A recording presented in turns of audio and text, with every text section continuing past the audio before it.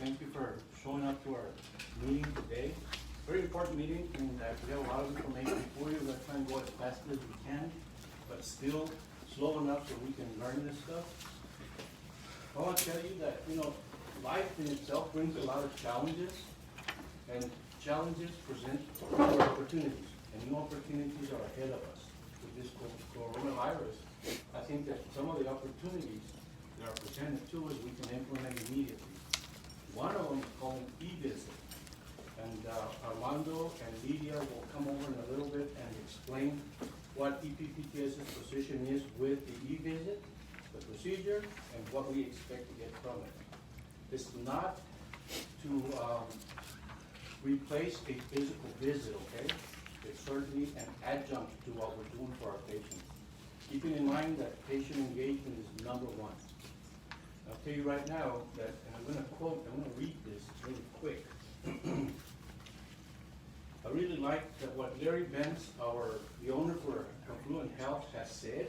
He talked about encouragement and encouragement. Did you all read that? Any of you? Okay, some of you did. So, encouragement, he says, is giving support and hope to someone. That's encouragement with an EN. Encouragement, he says, is to instill courage and to help somebody and help them to have the ability to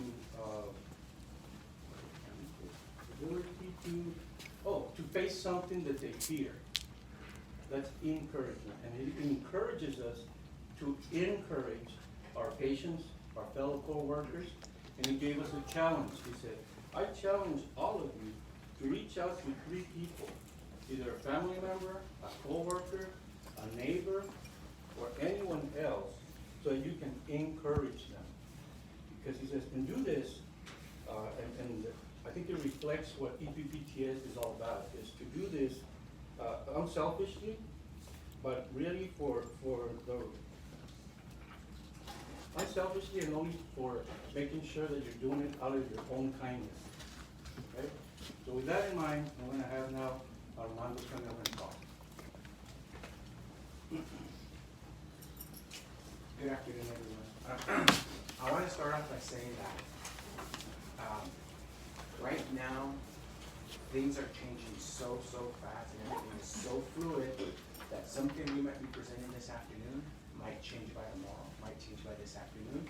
So please keep that in mind as we go forward and try to put together a plan so we can get to the visits done.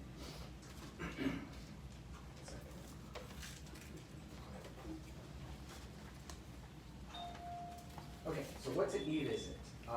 E-visits are not the same as telehealth or tele-rehab services.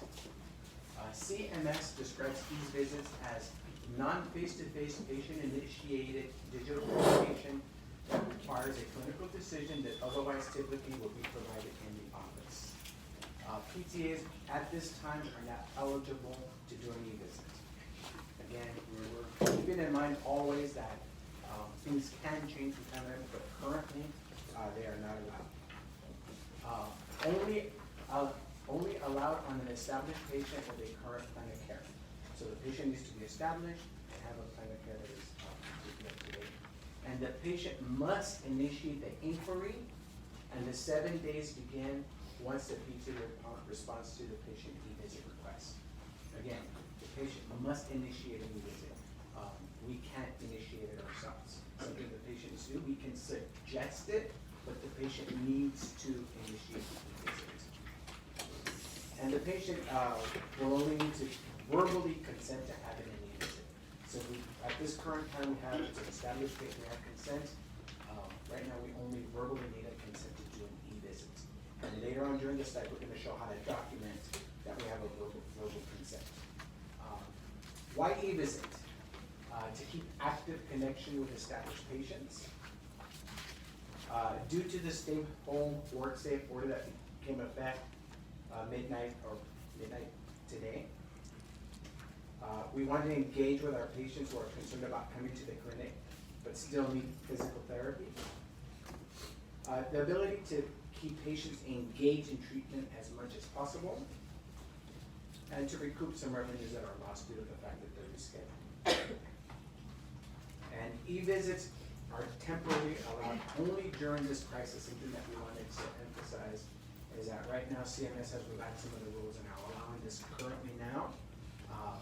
But once this crisis is over, there's a good possibility that we revisit it, but that they might disallow it at that time. The online portal. What is an online portal? Very simply put, the HH office, their technology department describes a patient portal as a secure website that gives patients convenient 24-hour access to personal health information from anywhere with an internet connection. A patient portal requires a secure name, username, and password to allow patients to securely message their provider. Confluent has a position on this. Their position is that there has been a statement released by HIPAA that the HIPAA restrictions on communication platforms will be relaxed during this time. They specifically mentioned the use of FaceTime and Skype as acceptable use for patient communication. We have a HIPAA compliant solution with Teams and should commit to protecting our patient data by utilizing the most secure tools at our disposal. That being said, if you have a patient that is having difficulty joining a Teams session and have access to FaceTime, it is an option at this time. Facebook, Messenger, and also social media platforms are not approved for patient communication. I'm gonna add a little bit something to this because yesterday Zoom was approved as a HIPAA compliant form. So we're gonna have Teams and Zoom. And obviously FaceTime if they need to come. Microsoft Teams is HIPAA compliant. Currently, Lamin is assisting me in getting Microsoft Team accounts for EPPTS.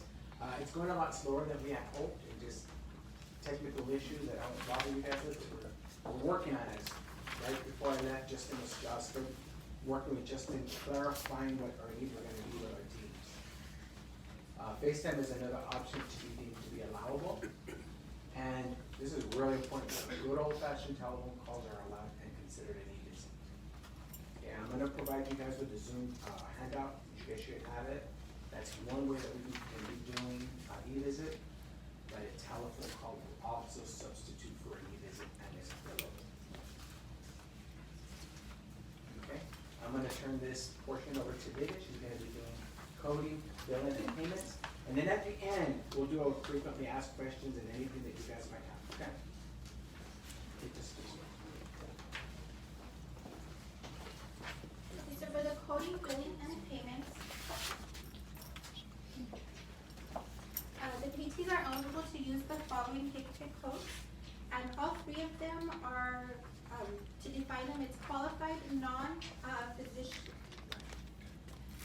non-physician healthcare professional online assessment and management for an established patient for up to 7 days, and its cumulative time during those 7 days. So the G2061 is for 5 to 10 minutes, the G2062 is 11 to 20 minutes, and then the G2063 is 21 or more minutes. Per APTA, the max billable, for this code, it's a max billable of 1 e-visit per patient per episode of care that's allowed. And this is subject to change. They're still trying to get CMS to confirm whether we'll be able to bill more or not, but as of right now, it's just the 1. There does have to be a 7-day separation window between an in-person visit and an e-visit. So the example that we use is, let's say patient A is seen at the clinic on March the 23rd. They cannot have an e-visit until March 31st. And then just kind of using the same patient, let's say that patient did have their e-visit done on April the 1st. They cannot be seen in the clinic until after April